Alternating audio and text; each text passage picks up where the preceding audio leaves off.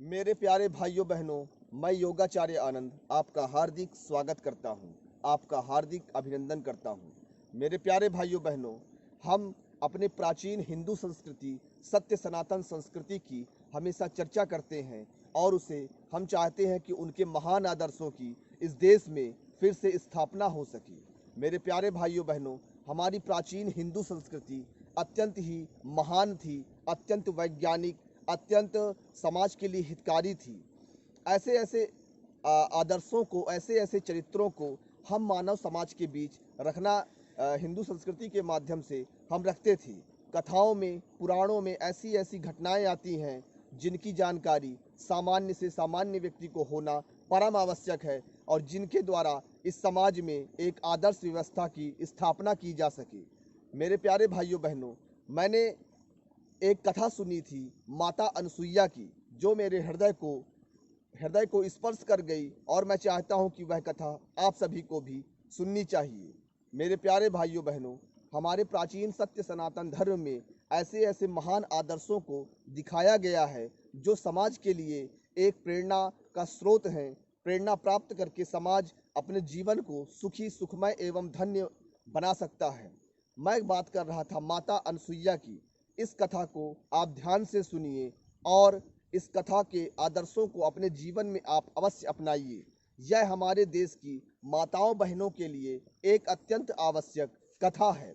इस कथा को प्रत्येक माताओं बहन को अपने जीवन में अपनाना चाहिए, जिससे एक सुंदर पारिवारिक स्थिति प्राप्त हो सके। कथा का प्रारंभ करता हूँ, आप जरा ध्यान से सुनिए। ये कथा सतयुग की है। मेरे प्यारे भाइयों बहनों, उस समय हमारी जो तीन आदिशक्ति हैं, माता लक्ष्मी, माता सरस्वती और माता पार्वती, इन तीनों शक्तियों में एक बार मतलब इस बात का अहंकार हो गया कि संसार में उनसे ज़्यादा पतिव्रत धर्म का पालन करने वाली और कोई स्त्री नहीं है। मेरे प्यारे भाइयों बहनों, यह अहंकार जब तीनों के भीतर था तो परम शक्ति के प्रेरणा से, परब्रह्म परमात्मा की प्रेरणा से नारद मुनि वहाँ पहुँचे। और जब नारद मुनि वहाँ पहुँचे तो उन्होंने देवियों से आनंद लेने के लिए माता अनसुईया की उनको चर्चा शुरू कर दी। माता अनसुईया की चर्चा उन देवियों के साथ शुरू कर दी।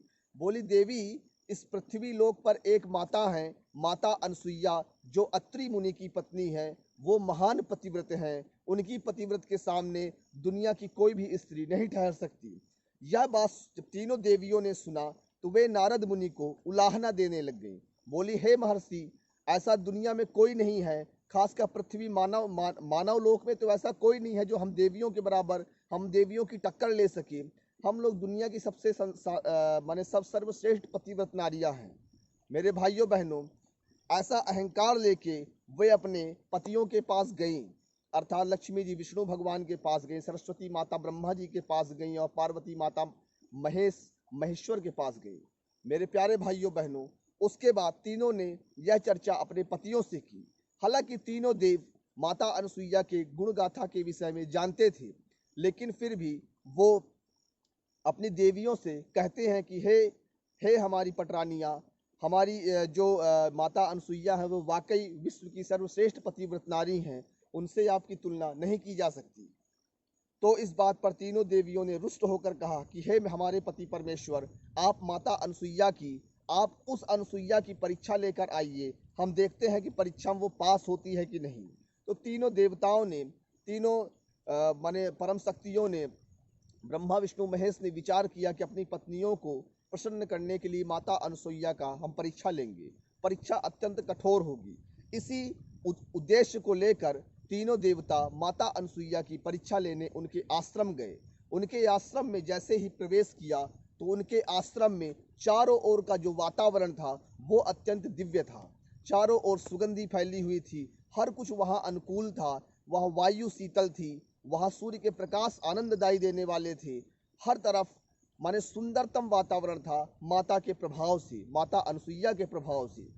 तीनों वहाँ ब्राह्मण का वेश धारण करके गए और माता अनसुईया के आश्रम में पहुँचे तो उस समय अत्रि मुनि ध्यान में लीन थे। वो पूर्णतः ध्यान में लीन थे। माता अनसुईया कुछ ग्रह का कार्य कर रही थी। तो तीनों ब्राह्मणों का वेश बनाए हुए ब्रह्मा विष्णु महेश ने माता अनसुईया से भोजन की याचना की। जैसे ही माता अनसुईया से भोजन की याचना की, वैसे ही माता अनसुईया ने उनको सादर आमंत्रित किया और उन्हें बैठने के लिए आसन दिया। मेरे प्यारे भाइयों बहनों, इससे पहले कि मैं माता अनसुईया के चरित्र का वर्णन करूं, उससे पहले मैं आपको बता देना चाहता हूं कि इस दुनिया में 3 प्रकार की पतिव्रत नारियां होती हैं। एक पतिव्रत नारी वह होती है जिसके लिए इस संसार में पुरुष के नाम में सिर्फ उसका पति होता है, उसके अतिरिक्त दूसरे हर रिश्ते उसके लिए बच्चे होते हैं। दुनिया का हर पुरुष उसके लिए बच्चा होता है, अर्थात पुरुष के नाम पर सिर्फ पति है, बाकी सब उसके बच्चे हैं।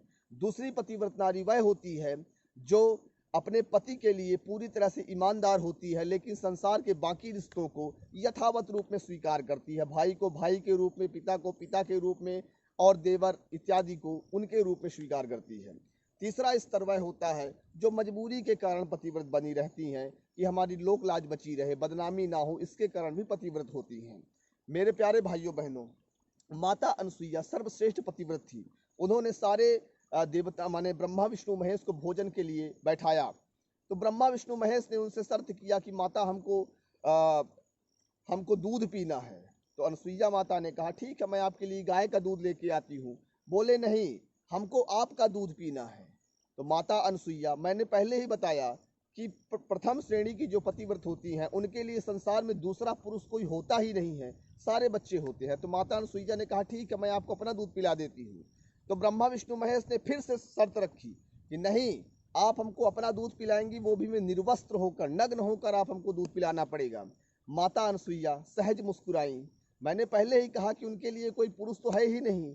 तो उन्होंने अपने सारे वस्त्र जैसे ही उतारे तो एक ईश्वर की अत्यंत शक्ति से ब्रह्मा विष्णु महेश तीनों 2-2 हफ्ते के बालक बन गए। छोटे छोटे बालक रोने लगे, बिलखने लगे और माता अनसुईया ने उन्हें अपना स्तनपान करवाया। मेरे प्यारे भाइयों बहनों, अब यहाँ ब्रह्मा विष्णु महेश जो लक्ष्मी पार्वती और माता सरस्वती के पति हैं, वो माता अनसुईया की गोद में उनके बच्चे बनकर खेल रहे हैं। इससे ज़्यादा चमत्कार क्या हो सकता है।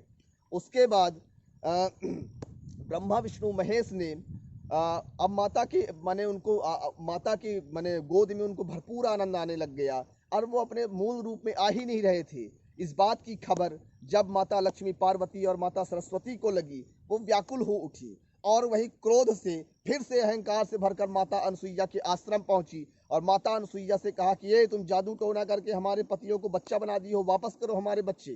तो माता अनसुईया ने उनसे कहा कि हे देवी, मैं आपके पतियों के ऊपर क्या जादू कर सकती हूँ, वो तो मेरे छोटे छोटे बच्चे हैं, उनको मैं अपना स्तनपान कराती हूँ, वो मेरे ममता के आगे अत्यंत प्रसन्न हैं और मुझे भी अपने बच्चों से अत्यंत प्रेम हो गया है, मैं आपको कैसे दे सकती हूँ।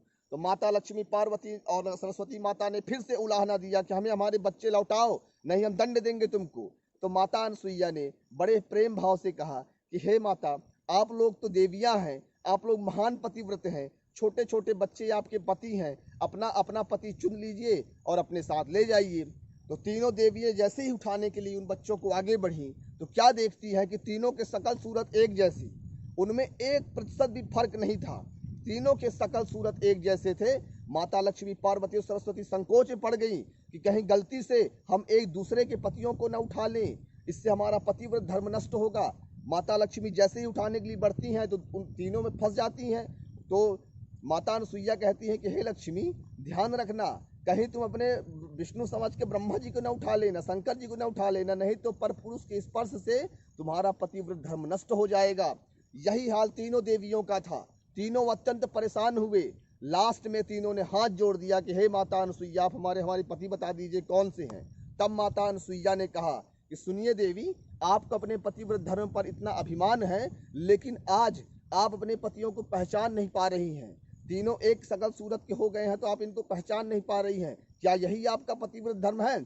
तीनों शर्मिंदा हुई, माता अनसुईया के सामने नतमस्तक हुई। उसके बाद माता अनसुईया ने तीनों बच्चों को पहचाना, बताया कि ये ब्रह्मा है, ये विष्णु है और ये महेश हैं, और तीनों को उनके पतियों को उनकी पत्नियों को सौंप दिया।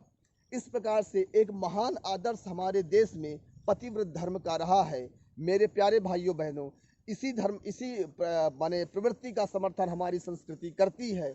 इसलिए हम सभी भारतवासियों को अब अपने इस महान संस्कृति की रक्षा के लिए आगे आना होगा। सत्य सनातन धर्म को स्वीकार करना होगा। उन श्रेष्ठ चरित्रों को फिर से इस देश में स्थापना करनी होगी, उनको प्रतिस्थापित करना होगा। आज हम देखते हैं कि दुष्चरित्र नग्नता को हम चारों तरफ विस्तार दे रहे हैं, फिल्मों के माध्यम से या और किसी सोशल मीडिया या अन्य किसी पत्र पत्रिकाओं के माध्यम से हम अश्लीलता को समाज में फैला रहे हैं। लेकिन हमारे वेद शास्त्र, हमारी पौराणिक ग्रंथ ऐसे महान पतिव्रत नारियों के आदर्शों को स्थापित करते हैं। हमारी हिंदू संस्कृति में सदैव ऐसी चरित्रवान नारियों का सम्मान किया गया है। आज फिर से आवश्यकता है कि हम अपने देश में ऐसे महान आदर्शों को फिर से लाएं, जिससे हमारा प्राचीन भारतीय संस्कृति पुनर्जीवित हो सके और मेरा देश फिर से एक बार विश्व का आध्यात्मिक और राजनैतिक गुरु बन सके। साथ ही साथ यह फिर से सोने की चिड़िया के रूप में पूरे विश्व में इतिहास स्थापित हो सके। मेरे प्यारे भाइयों बहनों, मैं योगाचार्य आनंद आपको अपने आश्रम आचार्य चाणक्य सेवा आश्रम में आमंत्रित करता हूं और इसके साथ आपको कहता हूं कि यदि आपको अपने प्राचीन भारतीय संस्कृति पर अभिमान है, उससे प्यार है, तो इस वीडियो को लाइक करें, अपने मित्रों के साथ शेयर करें एवं हमारे चैनल को भी सब्सक्राइब कर लें, जिससे हमारा आगे का अभियान नित्य निरंतर जारी रह सके। मेरे प्यारे भाइयों बहनों, इसी के साथ योगाचार्य आनंद आपसे लेता है इजाजत। जय हिंद, जय भारत।